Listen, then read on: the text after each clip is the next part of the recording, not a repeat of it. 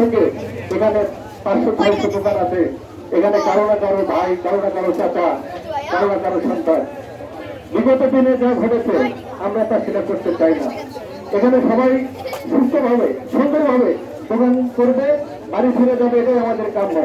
আপনারা যে বিজয় আপনাদের হয়ে গেছে, এটা আগামীতে তার প্রতি ফলন আপনারা পাবেন।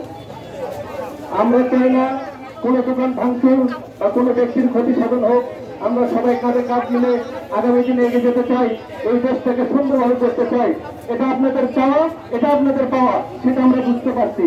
সবাই ভালো থাকেন, সুন্দর থাকেন, এবং আগামী দিনে কি করতে হবে, আবার বিএনপিকে ক্ষমতায় আনতে হবে।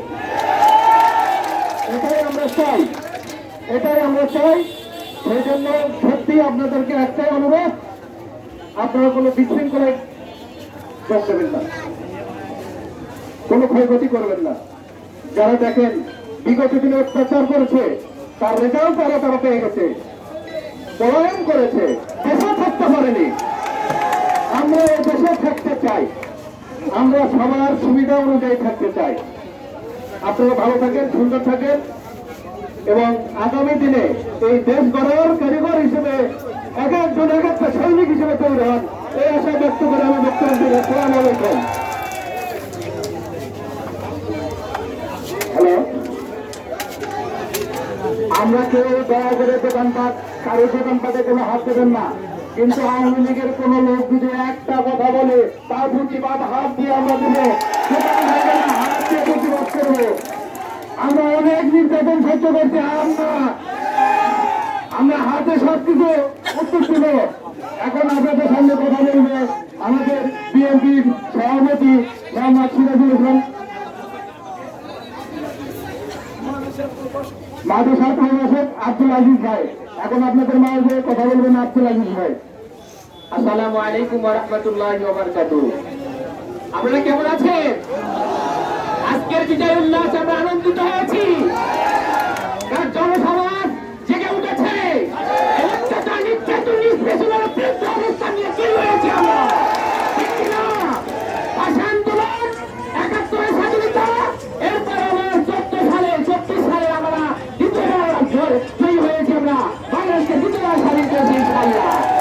এই আন্দোলন কখনো ধরে রাখা কেউ চাপিয়ে রাখতে পারে নাই। রমজান ছাত্র ছাড়াও কেউ কোনোদিন কাউকে চাপিয়ে রাখতে পারেনি। তাদের পতন হয়েছে, এই সরকারের পতন হয়েছে।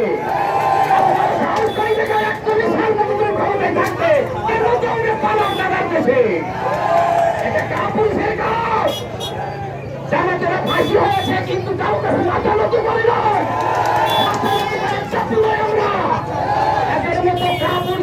পালিয়ে যাই না। তাই আমরা বেশি কথা বলতে চাই না। জাতীয় সম্পদ আমাদের দেশে সবগুলোকে নষ্ট করবেন না। আমরা সকলে ভাই ভাই, সকলে মিলে মিশে এই ইউনিয়নে সুন্দরভাবে বসবাস করতে চাই, ঠিক কিনা? তারা কুকুর যদি কামড় দেয়, কুকুরকে কামড় দেওয়া যাবে না, কিন্তু কুকুরের জন্য কিছু ক্ষেত্রে লাঠি ব্যবহার করে।